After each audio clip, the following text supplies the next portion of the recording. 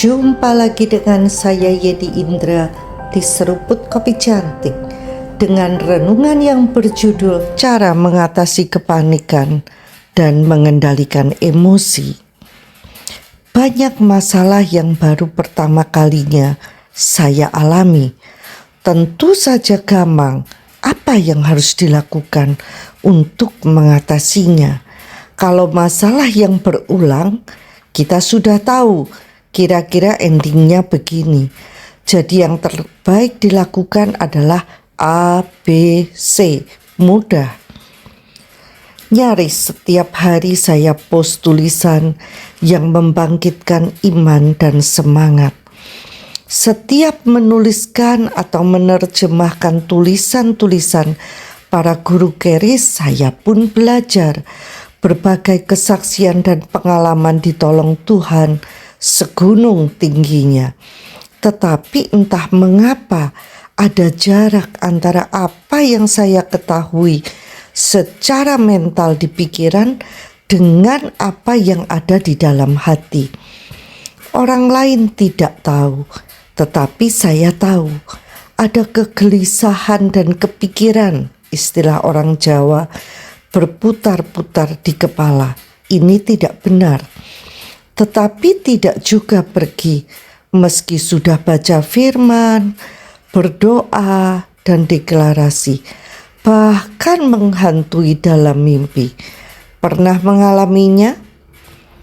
Pagi ini subuh saya bangun dan berdoa serta baca firman. Tuhan, saya tahu ini tidak benar. Mengapa saya mesti gelisah? Tolong Tuhan agar saya bisa memahami hati-Mu, kasih-Mu, dan mengatasinya. Kerap kita mengalami tidak connect dengan Tuhan. Bagaimana mengatasinya? Teringat anjuran Greg Moore, guru kami, ketika hati terasa berat, berdoalah dalam roh. Saya pun taat. Mengapa saya merasa ada jarak antara kepala dan hati? Padahal saya merasa beriman. Ternyata saya panik. Tuhan mengajarkan, let not your heart be troubled. Jangan biarkan hatimu bermasalah atau panik. Panik terjadi ketika seseorang lebih percaya pada keadaan daripada janji Tuhan.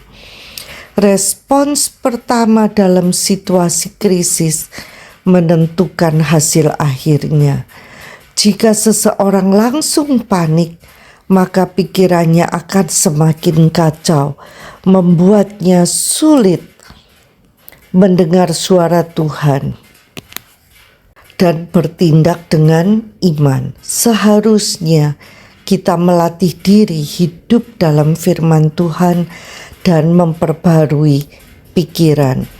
Dengan cara ini, ketika menghadapi tantangan, kita bisa tetap tenang, berpegang pada janji Tuhan, dan bertindak berdasarkan iman, bukan emosi negatif. Andrew Wommack berpesan, emosi adalah hamba yang baik, tetapi tuan yang buruk. Jika Anda tidak mengendalikan emosi Anda, maka emosi Anda akan mengendalikan Anda.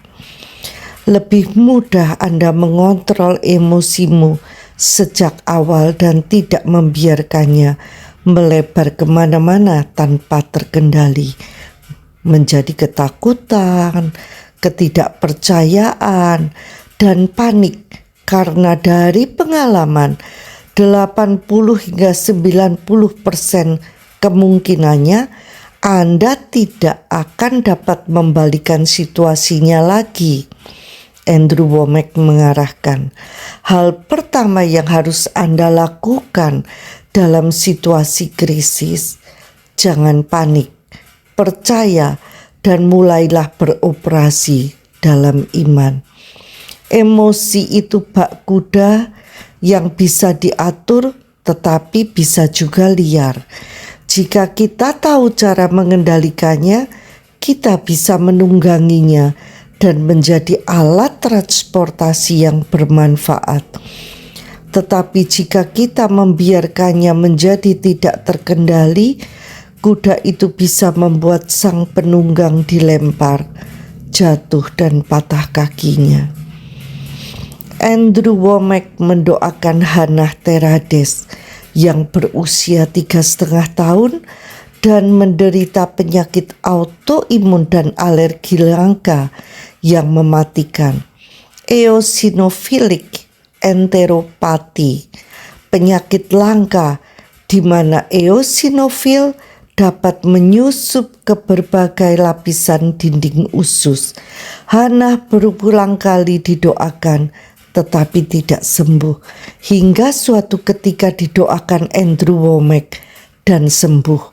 Apa rahasianya?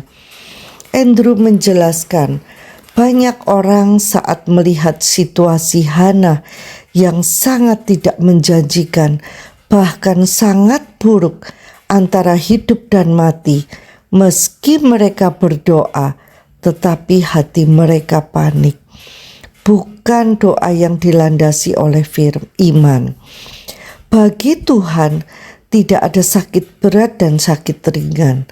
Andrew berdoa dengan fokus pada kemampuan Tuhan, penuh iman percaya bahwa Tuhan ingin semua orang sehat.